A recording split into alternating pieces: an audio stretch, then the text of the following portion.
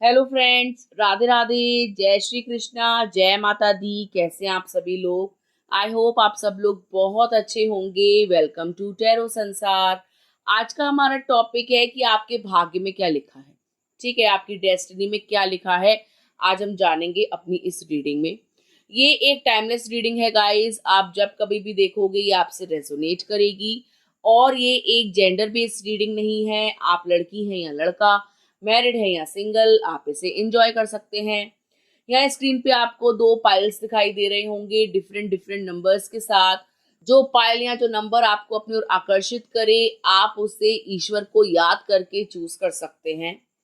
तो एक लंबी गहरी सांस लीजिए, ईश्वर को याद करिए और एक पाइल को चूज कीजिए। आई होप आपने पाइल को चूज कर लिया होगा। आइए देखते हैं, अगर आपने फर्स्ट पाइल को चूज करा है तो आपके भाग्य में क्या लिखा है। फाइल नंबर 1, आपके लिए जो कार्ड है वो है 8 ऑफ सोर्ड्स का कार्ड। ये कार्ड की एनर्जी शो कर रही है कि इस वक्त आप जो है अपने जीवन में बिल्कुल अकेले हो। ठीक है, आपके आसपास कोई भी ऐसा इंसान नहीं है जिस पर आप आंख बंद करके भरोसा कर सको। आप अपनी लाइफ में बहुत कुछ सीखे हो। मतलब आपकी लाइफ ने आपको बहुत सारे कड़वे अनुभव दिए हैं, जिसके कारण आज आप हर्मिट मोड में हो। आप किसी से मिलना जुलना नहीं चाहते, किसी के साथ अपने आइडियाज को शेयर करना नहीं चाहते। आप चाहते हो कि आप अकेले रहो, अपने विचारों का मंथन करो, अपनी लाइफ के बारे में सोचो, अपने गोल्स के बारे में सोचो और उन्हें कंप्लीट करो। ठीक है, आप लाइफ में एक ऐसे व्यक्ति रहे हो जिसने लोगों को बहुत ज्यादा चांसेस दिए हैं उनके खराब करने के बाद भी। यानी लोगों ने आपके साथ बहुत कुछ गलत किया है, लेकिन आप उनको चांस पे चांस देते गए हो। आप एक ऐसे व्यक्ति हो जो बहुत ज्यादा मैच्योर है अपनी एज के अकॉर्डिंग। आप एक ऐसे व्यक्ति भी हैं जिसने अपनी लाइफ में बहुत ज्यादा दुख सहा है, लोगों की बदतमीजियों को सहा है। और आप धीरे धीरे समय के साथ ये समझ गए हो कि किसी का साथ निस्वार्थ भाव से नहीं होता। जो भी इंसान आपके साथ जुड़ता है उसके पीछे कोई ना कोई स्वार्थ होता है। ठीक है, आप लाइफ से बहुत कुछ एक्सपेक्ट कर रहे थे। आप सच्चा प्यार एक्सपेक्ट कर रहे थे, आप जीवन में खुशियां एक्सपेक्ट कर रहे थे। लेकिन आपके जीवन में जो कोई भी आया वो एक ऐसा व्यक्ति निकला जिसने कभी भी आपको समझा नहीं, आपको जाना नहीं, आपके बारे में गलत सोचा या आपकी पर्सनैलिटी को समझ नहीं पाया। ठीक है, हो सकता है कि आप ऐसे व्यक्ति हो जो बाहर से दिखाते हो कि आप बहुत कठोर हैं, लेकिन अंदर से आपका हृदय बहुत ही कोमल है। और लोग अक्सर आपकी बाहरी व्यक्तित्व को देखकर आपके बारे में टिप्पणी करने लग जाते हैं, या आपका अवलोकन करने लग जाते हैं, या आपको नंबर देना शुरू कर देते हैं कि आप जो है बहुत ही ज्यादा घमंडी, रूड और बदतमीज किस्म के इंसान हो। जबकि आप ऐसे इसीलिए हो क्योंकि आपका दिल बहुत मुलायम है, और इसी मुलायम दिल ने आपको कई बार हर्ट किया है। कई बार आप रोए हो, तड़पे हो, लोगों का भला करके भी आप जो है खाली हाथ रह गए हो। और यही कारण है कि अब आप किसी से मिलना नहीं चाहते, किसी का भला करना नहीं चाहते, किसी के ऊपर जो है प्यार लुटाना नहीं चाहते। ठीक है, अब आप एकाकीपन चाहते हो और अपनी लाइफ पर फोकस करना चाहते हो। ठीक है, फाइल नंबर 1, आपके भाग्य में लिखी है अथॉरिटी। कोई ना कोई मुकाम आप हासिल करोगे। आप अपने इस अकेलेपन को अपनी ताकत बनाओगे और इससे आप अपने लक्ष्य की प्राप्ति करोगे। आप जो कुछ भी अपने जीवन में बनना चाहते हो ना, अब आप उसके लिए तत्पर हो। अब आप अपने दिमाग को इधर उधर नहीं बांटोगे। ठीक है, जैसे आपका दिमाग अब तक काफी सारी चीजों में बैठा हुआ था। आप कहीं ना कहीं मेटेरियलिस्टिक हो रहे थे, आप चीजों के पीछे भाग रहे थे, आप पैसे के पीछे भी भाग रहे थे, कहीं ना कहीं आप इंसान के पीछे भी भाग रहे थे, आप प्यार के पीछे भाग रहे थे। और जब आपने देखा कि वो प्यार जो है किसी और के पीछे भाग रहा है, तो आपकी आंखें खुली। आप समझ पाए कि ये दुनिया जो है बहुत ही ज्यादा सेल्फिश है, एक दूसरे के साथ किसी मकसद से जुड़ी हुई है।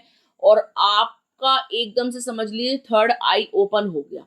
आप समझ गए इस दुनिया की मोह माया को, इस दुनिया के मैट्रिक्स को। अब आप जो है इस मैट्रिक्स में फंसना नहीं चाहते हो, इस माया जाल में फंसना नहीं चाहते हो, और अपने आप को और अच्छा इंसान के रूप में प्रस्तुत करना चाहते हो।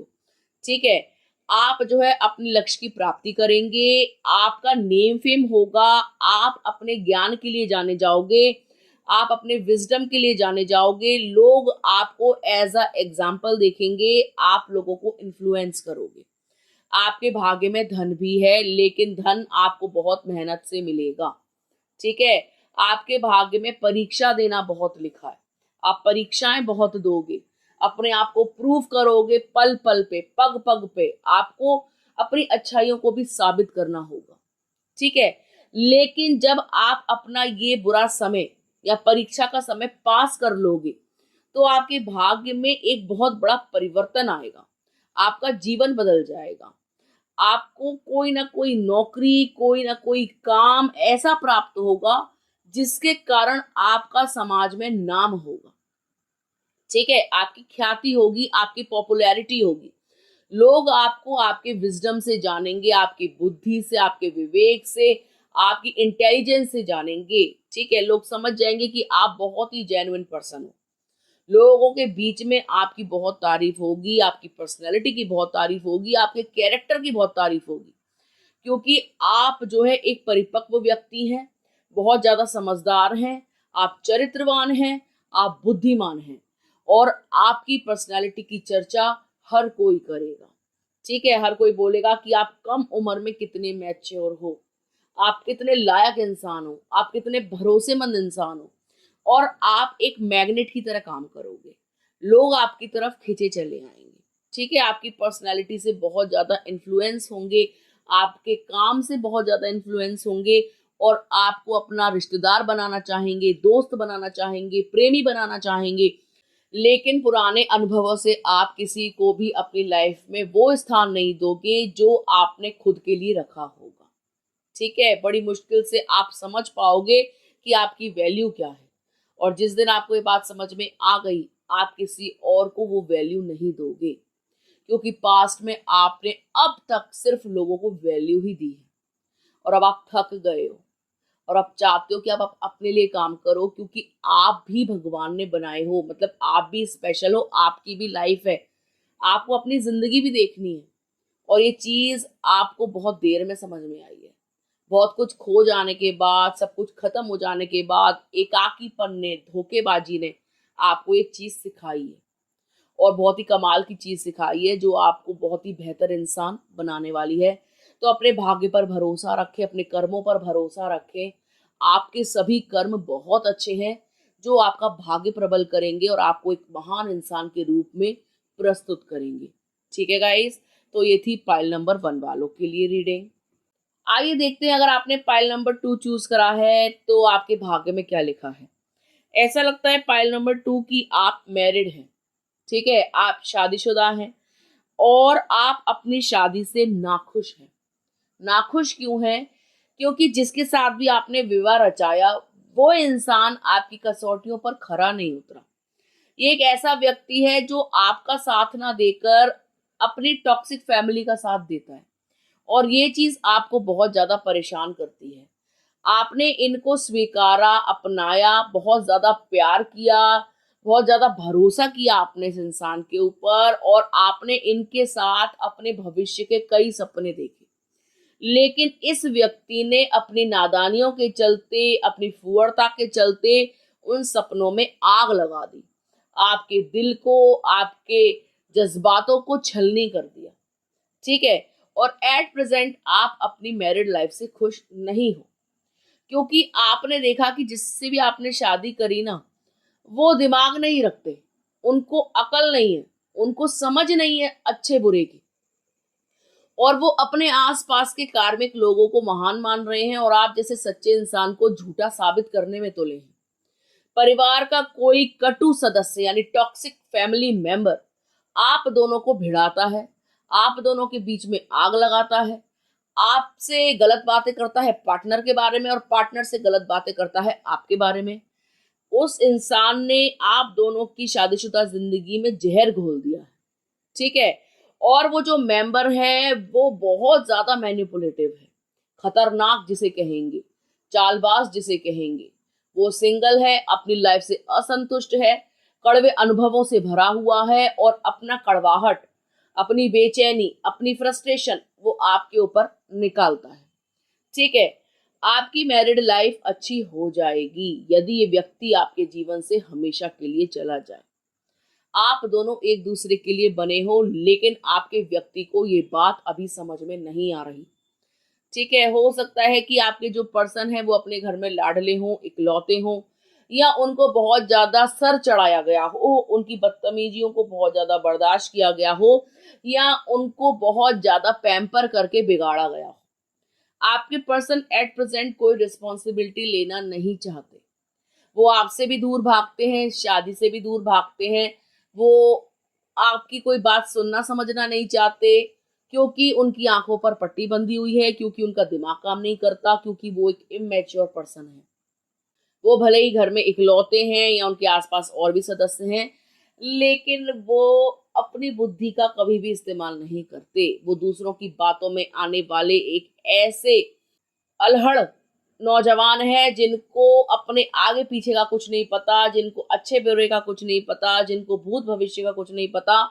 वो एकाएक कुछ भी कर बैठते हैं, आपसे बदतमीजी से बातें करते हैं, आपको जलील करते हैं, अपने परिवार की बड़ाई करते हैं। ठीक है, और वो जो करा रहा है इन सब चीजों को, वो कोई एल्डर लेडी है, यानी कि उनकी मदर हो सकती हैं, सिस्टर हो सकती हैं, जो आपकी गृहस्थी को खराब करे बैठे हैं। और आप बार बार यही सोचते हो कि क्या मेरे भाग्य में यही इंसान लिखा था, क्या मेरी गृहस्थी खराब होनी ही लिखी थी, क्या मेरे जीवन में सिर्फ दुख ही लिखे थे, क्या यही इंसान मेरे जीवन में आना लिखा था। ये दिखने में तो इतना अच्छा है और बातचीत करने बैठो तो बहुत महान अपने आप को दिखाता है, लेकिन इसके अंदर दिमाग नाम की चीज नहीं है। इनको समझ में नहीं आता कि मैं इनकी इतनी केयर कर रही हूँ। तो मैं आपको बता दूं कि आपके पर्सन के ऊपर ब्लैक मैजिक किया गया है, जिसके कारण इनकी बुद्धि साफ हो गई है, क्लियर हो गई है। बुद्धि काम नहीं कर रही क्योंकि माइंड वॉश किया गया है।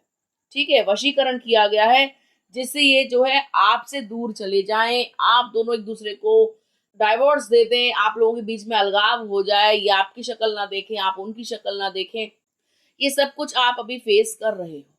ठीक है, लेकिन मैं आपको बता दूं बहुत जल्द ये इंसान बदल जाएगा। आपके पर्सन की बुद्धि खुलेगी, और जैसे ही इनके सामने ये राज खुल जाएगा कि घर का ही कोई सदस्य इनके जीवन में आग लगा रहा है, आप लोगों को अलग करने की साजिशें रच रहा है, उस दिन ये बगावत पर आएंगे। ठीक है, ये अपना बदला स्वयं लेंगे और आपको आपके हिस्से का प्यार देंगे, आपके साथ न्याय करेंगे, आपको आपके हिस्से की खुशियां देंगे। बहुत जल्द इनकी तीसरी आंख खुलने वाली है, बहुत जल्द राज खुलने वाले हैं, बहुत जल्द उस घर के आग लगाने वाले सदस्य के बारे में इनको पता चलने वाला है, और इन दोनों के बीच में होने वाली है बगावत, लड़ाई झगड़ा। ठीक है, संबंधों में खराबी आ जाएगी। संबंध इनके जो है उनसे खराब होंगे। अगर उन्होंने आपके संबंध खराब करने चाहे तो आपके खराब ना होकर इन दोनों के संबंध खराब होंगे, क्योंकि आपके पर्सन को देर सवेर अकल आ जाएगी। ऐसा नहीं है कि इनकी बुद्धि ना खुले या ये भ्रमित रहे या आपके साथ बुरा बर्ताव करते रहे या आपसे मूव ऑन कर जाएं। आपसे मूव ऑन नहीं कर पाएंगे।